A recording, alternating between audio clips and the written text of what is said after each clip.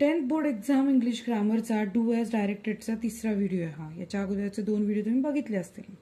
So question आहे, I hurled a piece of stone at the marauding लंगूर.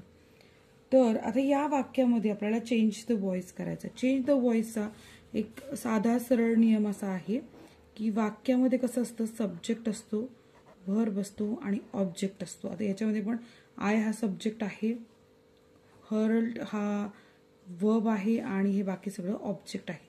पण जेव्हा तुम्ही चेंज द व्हॉइस करता तेव्हा तुम्हाला माहिती का, ऑब्जेक्ट हा सब्जेक्टचं रूप घेतो, वर्ब तसाच राहतो आणि बाय येतो आणि प्लस सब्जेक्ट. तर असं याचं बदललेलं रूप किंवा हे त्याचं स्ट्रक्चर आहे. या स्ट्रक्चरप्रमाणे आता आपल्याला उत्तर सोडवायचं आहे.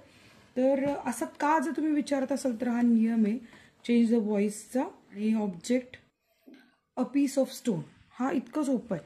आता पीस ऑफ स्टोनला आपल्याला ऑब्जेक्टला पहिलं घ्यायचं, म्हणजे ऑब्जेक्टचा काय होणार आता, सब्जेक्ट. कारण वाक्याची सुरुवात ज्याने होते तो सब्जेक्ट होतो. आपण कसं लिहायचं, a piece of stone. English ग्रामरमध्ये नियम पाठ करणं हे अत्यावश्यक असतं, तेव्हा त्याला काही पर्याय नाही. A piece of stone. आता पीस ऑफ स्टोन लिहिल्यानंतर आपल्याला हेल्पिंग वर्ब लिहिणं गरजेचं आहे. आता हे वाक्य कोणत्या काळातलं आहे, भूतकाळातलं वाक्य आहे. त्यामुळे आपण इथं काय लिहायचं, ॲमेझार नाही लिहू शकत, वॉज किंवा वेअर लिहू शकतो. पण हा स्टोन हा सिंग्युलर आहे म्हणून आपण इथे लिहिणार वॉज. म्हणजे आलं का, पीस ऑफ स्टोन वॉज. पुढे काय करायचं आहे बघा, स्टोन झालेला आहे, वॉज.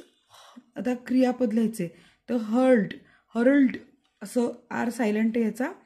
तर piece of stone hurled, was hurled, कोणाकडे फेकलेला आहे, हर्ल्ड ॲट.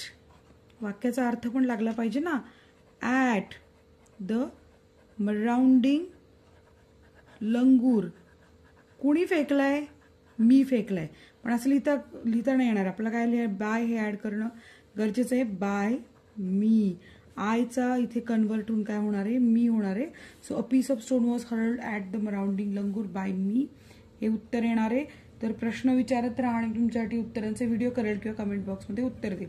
व्हिडिओ आवडला की नाही मला कमेंट करून सांगा.